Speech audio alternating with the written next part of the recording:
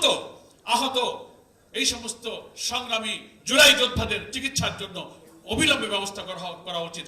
আর কোনো আলোচনায় যেন তাদেরকে অস্ত্রসিক্ত হতে না হয়। আর যারা শহীদ পরিবার তাদের প্রতি সরকারের যে কর্তব্য পালনের অঙ্গীকার রয়েছে সেটা আমি মনে করি পূরণ হওয়া উচিত।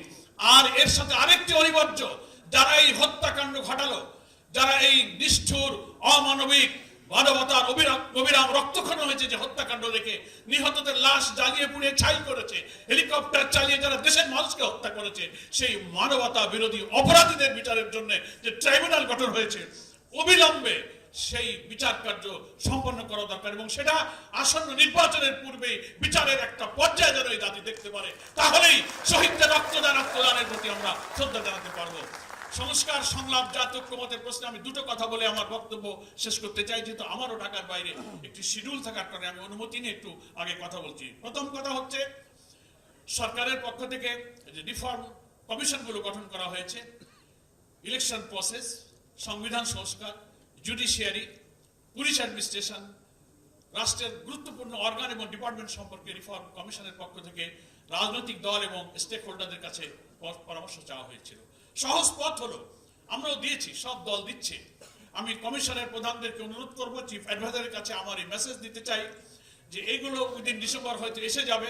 আসার পর এগুলোকে সল্ট আউট করে রাজনৈতিক দল এবং স্টেক হোল্ডারদের কাছ থেকে আসা সমস্ত সংস্কার এবং জাতীয় ঐক্যের দৃষ্টিতে যেগুলো কমন, অধিকাংশ ক্ষেত্রে যেগুলো বিল পাওয়া যাবে, সেগুলো নিয়ে আরেকটি পাবলিক ডায়ালগের ব্যবস্থা আপনারা করুন, সেখানে একটা জাতীয় ঐক্যমত তৈরি হতে পারে।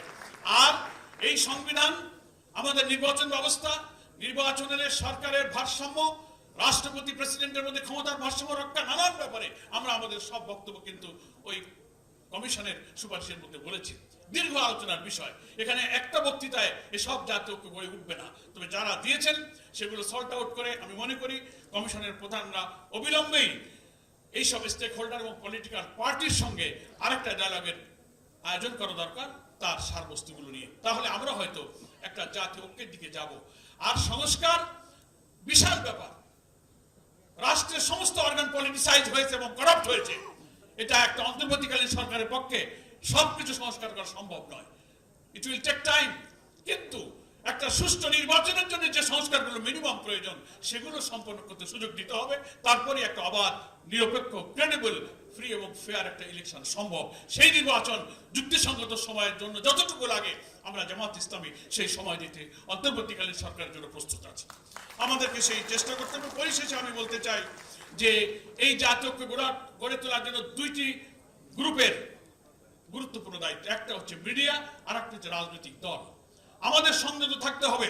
ফ্যাসিবাদ বিরোধী আন্দোলনে আমরা যারা কোরবানি করেছি, ত্যাগ করেছি, আমরা যেন এমন কোনো বক্তব্য বিবৃতি না, আমার দলীয় বক্তব্য আমি বলবো, কিন্তু ফ্যাসিবাদ বিরোধী সংগ্রামকে বিতর্কিত করে দলের মধ্যে বিভেদ তৈরি হয়, আমরা যেন সে ব্যাপারে আরো গার্ডেড ল্যাঙ্গুয়েজে কথা বলি।